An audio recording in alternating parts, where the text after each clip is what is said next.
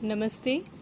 आज फिर हम एक नई वर्कशीट लेकर उपस्थित हैं और आप लोगों से मैं एक निवेदन करना चाहूँगी कि हम जो भी वर्कशीट बच्चों को हल करवा रहे हैं या बच्चे स्वयं हल कर रहे हैं या पालक बच्चों को हल करवा रहे हैं, तो मेरा आपसे प्लीज़ प्लीज़ प्लीज़ विशेष अनुरोध है कि आप जिस भी वीडियो से बच्चों को वर्कशीट्स हल करवा रहे हैं, प्लीज़ आप देख लीजिए कि आप बच्चों को क्या हल करवा रहे हैं, क्योंकि कई सारे वीडियोस में जो उचित हल है वो नहीं बताए गए हैं।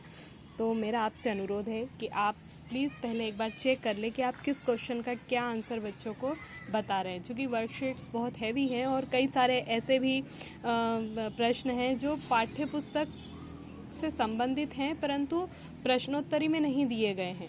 तो हमें वहाँ पर बच्चों को उचित मार्गदर्शन की ज़रूरत पड़ सकती है। तो आप यदि एक शिक्षक के रूप में, एक पालक के रूप में बच्चों को जो भी मार्गदर्शन दे रहे हैं, तो आप पहले ये परख लें कि आप यदि किसी वीडियो की वहाँ पर सहायता ले रहे हैं तो क्या उस वीडियो में वो उत्तर सही दिया गया है। चाहे वो किसी का भी वीडियो हो, चाहे मेरा हो या किसी अन्य का हो, त्रुटियाँ संभव है। तो प्लीज़ आप ये अपने आप में पहले श्योर कर ले कि हम जो भी बता रहे हैं वो सही है। चलिए, तो अब हम बिना समय व्यतीत किए शुरू करते हैं। कक्षा छठी का गणित विषय का ये हमारा वर्कशीट है और ये फरवरी माह की वर्कशीट है, जिसमें पहला प्रश्न है 1000 रुपये में 10 रुपये के कितने नोट होंगे। तो इसका उत्तर है 100 नोट होंगे। 1350 ग्राम चीनी, 750 ग्राम आटे का कुल वजन, तो यहाँ पर आएगा 2.100 किलोग्राम से अधिक। प्रश्न नंबर पहले का तीसरा, निम्नलिखित में से 25 का एक गुणनखंड है 5। अब हम अगले प्रश्न पर आते हैं। प्रश्न नंबर 1 का चौथा प्रश्न।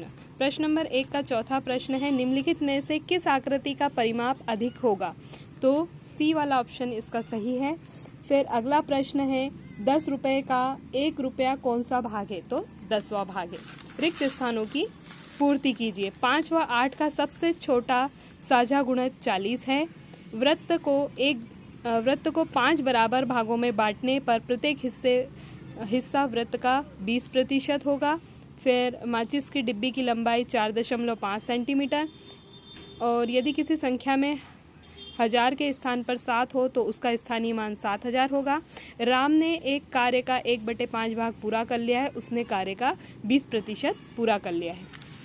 3/4 की 4 तुल्य भिन्न लिखिए।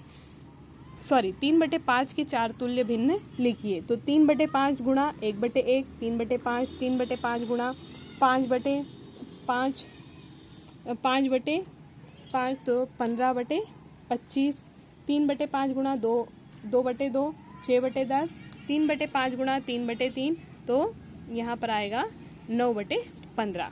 अब इसी प्रश्न नंबर तीसरे का दूसरा प्रश्न जो है, यहाँ पर एक आकृति बताई गई है और हमें बताना है कि क्या इसका उत्तर है। तो यहाँ आएगा 12। अब है प्रश्न नंबर 4 का पहला, 12 एवं 18 के प्रथम 3 साझा गुणज लिखिए। प्रथम 3 साझा गुणज है 36, 72 और 18। ये ऐसे गुणज हैं जो 12 से गुणा करने पर भी आते हैं और 18 से गुणा करने पर भी प्राप्त होते हैं। एक दूध बेचने वाले ने 3 घरों में नीचे बने चित्रानुसार दूध बांटा। उसने कुल कितना दूध बांटा। यहाँ पर आप देख रहे हैं कि 3 घर के चित्र उन्होंने बताए हैं। चित्र के माध्यम से जब हम देखते हैं तो हम देख सकते हैं कि 1 और आधा 1.5 लीटर, आधा 2 लीटर और एक 3 लीटर, और इन दोनों को मिला के 1.5 लीटर, तो 4.5 लीटर कुल दूध बांटा गया है। अब पहले घर में 3/2, दूसरे घर में 5/4 और तीसरे घर में 7/4। तो इस प्रकार इसका उत्तर आएगा 4.5 लीटर, जो कि चित्र से भी स्पष्ट है। शेखर एक प्रसिद्ध खिलाड़ी है। वह टेस्ट मैचों में 7472 रन बना चुका है। उसे 8 मैचों में 10,000 रन पूरे करने के लिए औसत रन बनाने की आवश्यकता होगी। तो यहाँ पर हम औसत रन, कुल रन और मैचों की संख्या समीकरण लगाकर इसको हल कर सकते हैं। प्रश्न नंबर 6, दी गई आकृति का परिमाप ज्ञात करना है। तो ये परिमाप ज्ञात करने के लिए हम इन सभी को जो है, सभी आकृतियों को जोड़ लेंगे और जोड़ने पर हमारे पास उत्तर आएगा 21 सेंटीमीटर, और ये 21 सेंटीमीटर परिमाप। अब यहाँ पर आता है गणित का प्रोजेक्ट वर्क। गणित के प्रोजेक्ट वर्क में यहाँ पर केवल वस्तुओं की लंबाई, चौड़ाई और परिमाप और क्षेत्रफल निकालने के लिए कहा गया है। तो हमने अलग अलग तरह की वस्तुएं ली हैं, उनकी हमने लंबाई डाली है, चौड़ाई डाली है और परिमाप का सूत्र लगाकर परिमाप निकाला है और क्षेत्रफल का सूत्र लगाकर इन वस्तुओं का क्षेत्रफल ज्ञात किया है। फिर इससे संबंधित कुछ प्रश्न नीचे पूछे गए हैं। किस वस्तु का क्षेत्रफल सबसे अधिक है? तो सबसे अधिक क्षेत्रफल वाली वस्तु जो छोटी टेबल हमने ली थी, जिसका क्षेत्रफल 1000 सेंटीमीटर का वर्ग। और किस वस्तु का परिमाप सबसे कम है? तो सबसे कम परिमाप है बिस्कुट का। सबसे अधिक क्षेत्रफल और सबसे कम क्षेत्रफल में कितना अंतर है? तो 992। और ऐसी वस्तुओं के नाम लिखिए जिनकी लंबाई व चौड़ाई बराबर है। तो ऐसी कोई भी वस्तु हमने अपनी सारणी में नहीं ली है। आप सारणी को फिर से देख सकते हैं। हमने जो सारणी बनाई इसमें ऐसी कोई वस्तु हमने नहीं उपयोग करी जिसकी लंबाई और चौड़ाई बराबर हो।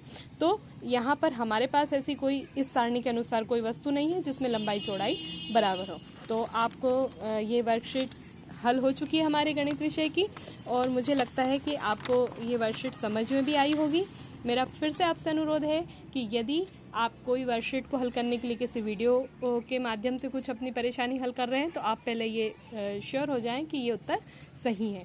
तो अब मैं अंत में यही कहूँगी कि यदि आपको वीडियो सही लगा है तो प्लीज़ आप लाइक, सब्सक्राइब और शेयर कीजिए। धन्यवाद।